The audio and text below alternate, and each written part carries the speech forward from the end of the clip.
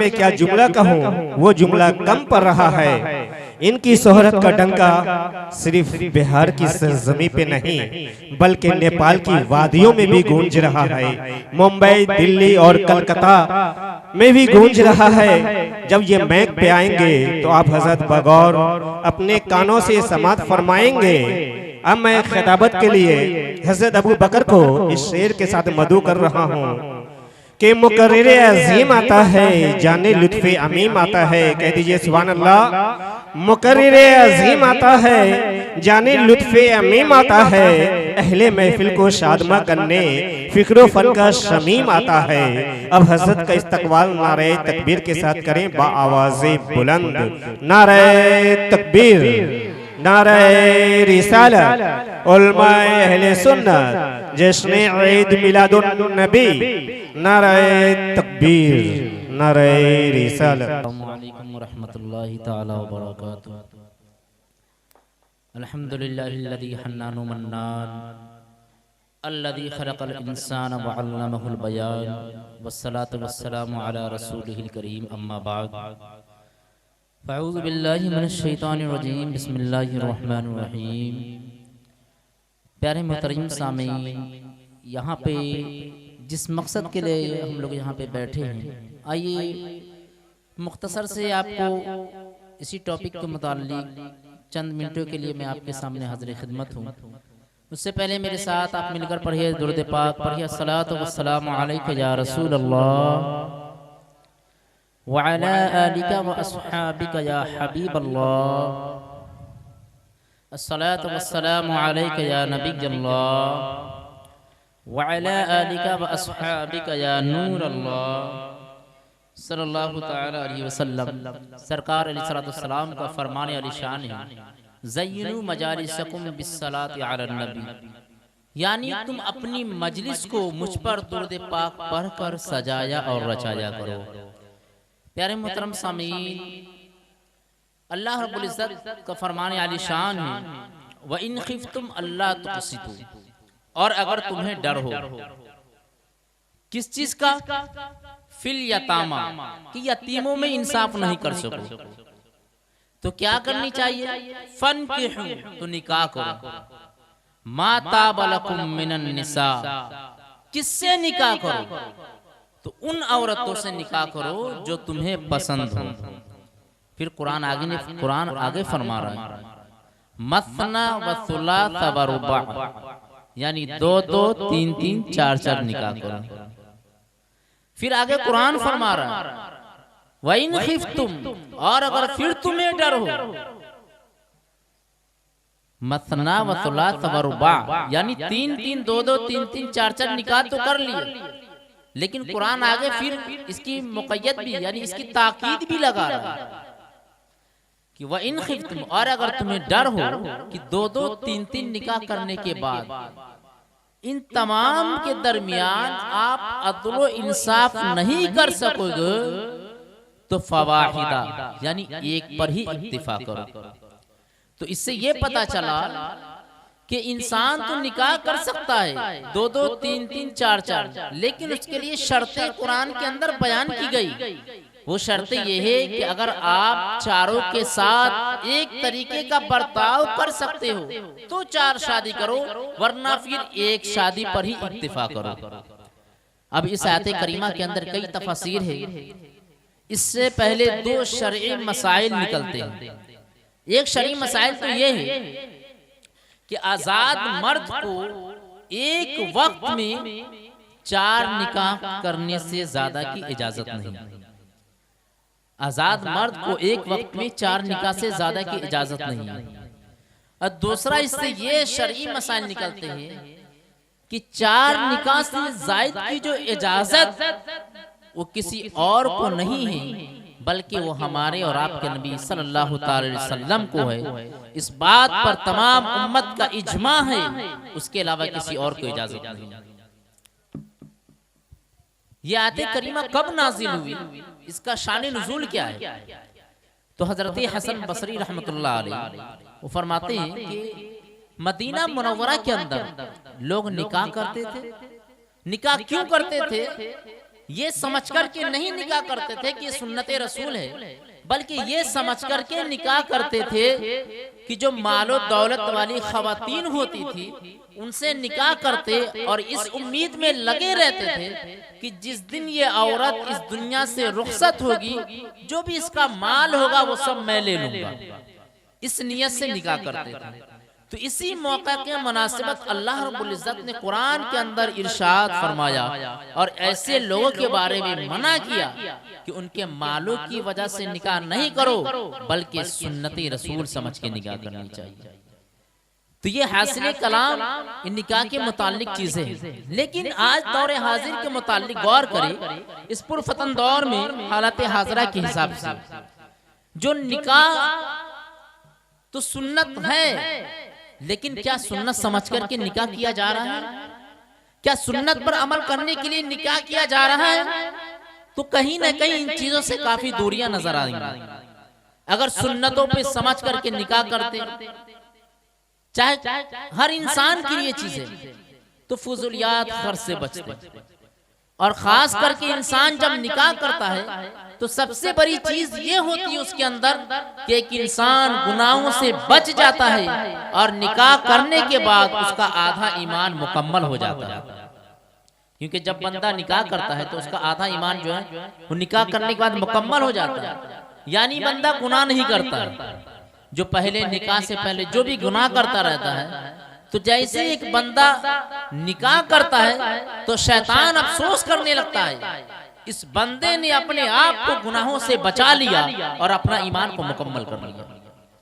तो निकाह की बेशुमार फजीलतें भी हैं, और निकाह करने से कई फवायद हैं। निकाह करने से रिस्क के अंदर भी बरकतें आती हैं, निकाह करने से इंसानों के घर में बरकतें आती हैं। अल्लाह रब्बुल इज्जत खास करके औलादों की शक्ल में नेमतें भी अता फरमाता है बंदों को। तो निकाह से बेशुमार फजीलतें भी मिलती हैं और बरकतें भी हासिल होती हैं।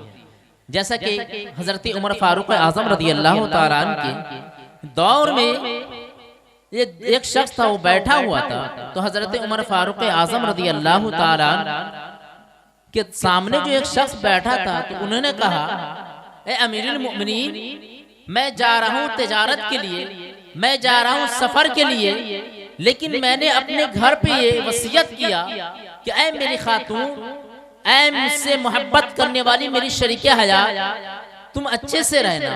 फिर वो खवातीन जवाब देती है, ऐ मेरे शौहर इनामदार, आप तो जा रहे हैं, लेकिन ये जो आपका शहजादा है इसका क्या होगा?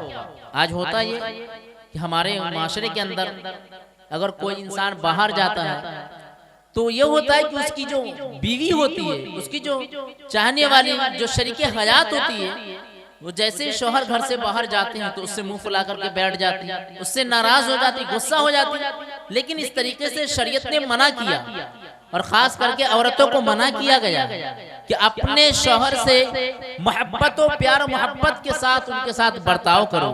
जैसा कि आका अलैहिस्सलातु वस्सलाम ने हजरत खातून जन्नत फातिमा ज़हरा रज़ी अल्लाह तआला अन्हा को ये नसीहत किया था कि ऐ फातिमा, अगर तुम घर छोड़ के किसी भी सूरत में, चाहे कोई भी मजबूरियत तुम्हारे ऊपर आए, तो घर को छोड़ करके मत आना। चाहे किसी तरह की भी परेशानियां हो, अपने शौहर को नाराज करके मत आना यहाँ। अगर तुम अपने शौहर को नाराज करके मेरे घर पर आ गई तो मैं तुम्हें 2 वक्त की रोटी तो खिला दूंगा, लेकिन तेरी नमाज़े जनाजा में मैं शरीक नहीं हूँ। ये कौन कह रहे? हमारे नबी। और किससे कहा जा रहा है? खातूने जन्नत से कहा जा रहा है। ये क्यों तलकीन की जा रही है? ये इसलिए कहा जा रहा है कि औरतों को जो अपने शौहर को खुश रखना है। एक औरत पूरी जिंदगी इबादत करती रहे, एक औरत पूरी जिंदगी लाख इबादत कर ले, अगर वो अपने शौहर की फरमाबरदार नहीं है तो वो जन्नत में नहीं जा सकती। तो इससे ये पता चला कि अपने शौहर की फरमाबरदार बन करके जो औरत इस दुनिया से गुजरती है उसकी तारीखें भी बेशुमार लिखी गई है। तो इस दौर के जो हालत हाजरा के हिसाब से जो अभी कमजोरियां नजर आती हैं अक्सर खवातीन के अंदर, यही कमजोरियां हैं कि जब भी उनका शौहर उनके घर पे आता तो मुंह फुलाकर बैठती, अपने शौहर को ताना देती, अपने शौहर से लड़ती झगड़ती, उनको नाराज करती। हत्तल इम्कान इससे भी आगे तजावुज कर जाते हैं। और यही सूरतें निकलती है कि लास्ट में तलाक का मामला आ जाता है।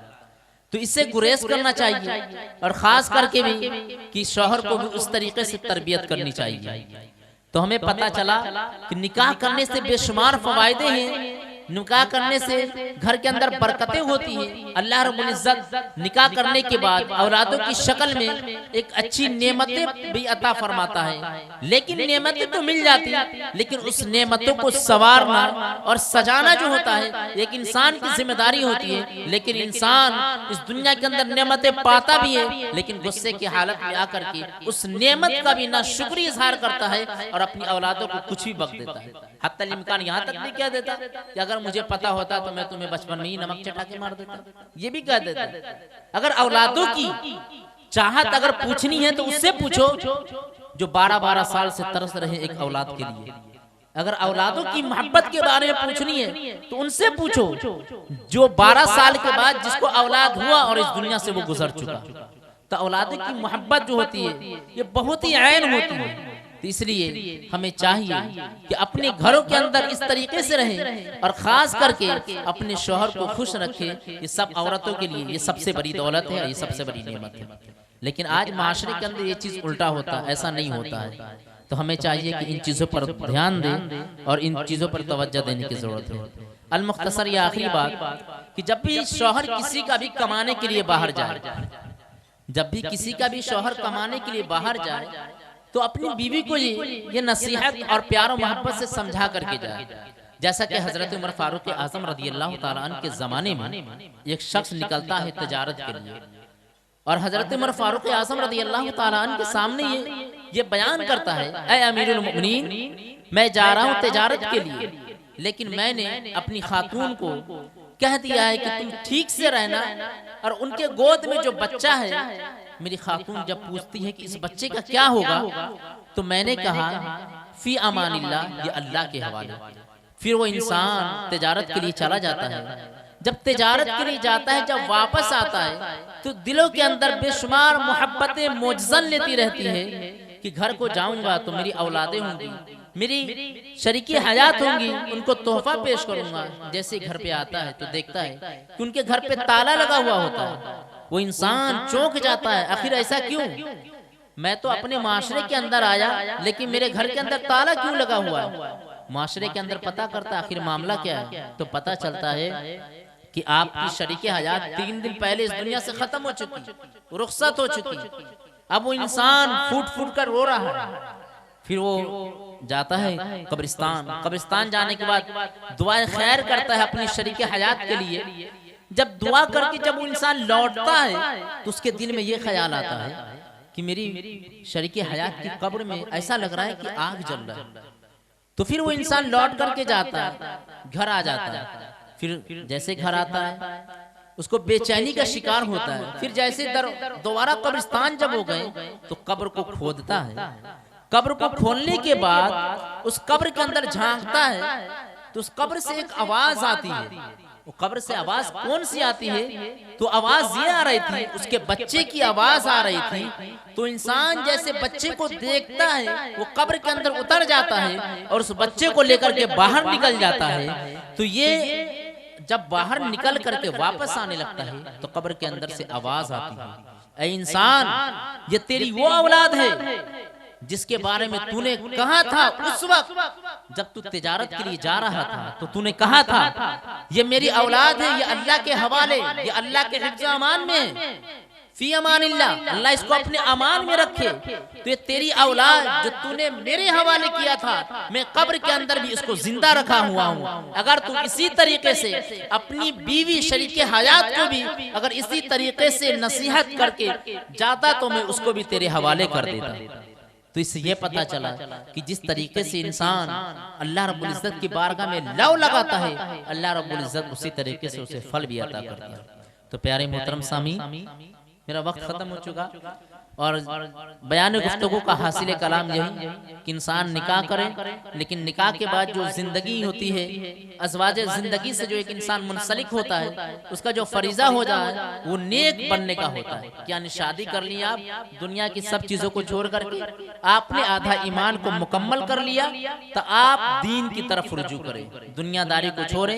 आप अल्लाह ने आपको औरतों की शक्ल में एक अच्छी खातून अता फरमाया जो बेहतरीन दोस्त भी हुआ करती है, तो उसके साथ आप वक्त गुजारे और बुराई के अड्डे को छोड़ करके अल्लाह के घर को आबाद करें। जिंदगी का मकसद यही होता है। तो प्यारे मोहतरम सामीन, मेरी इस मुख्तसर सी गुफ्तगू से अगर किसी तरीके से अमदन सहम लफ्ज़न या शफ़क़त लिसानी की बिना पर कोई अल्फाज इस तरीके से गुजर गए हों जो कलिमात कुफ्र तक पहुंचाता हूं, तो मैं तमाम हाज़रीन मजलिस को गवाह बना करके मैं तौबा इस्तग़फ़ार करता हूं। अस्तग़फ़िरुल्लाह रब्बी मिन कुल्लि ज़ंबि व अतूबु इलैहि व मा अलैना इल्लल बलाग। अस्सलामु अलैकुम व रहमतुल्लाह।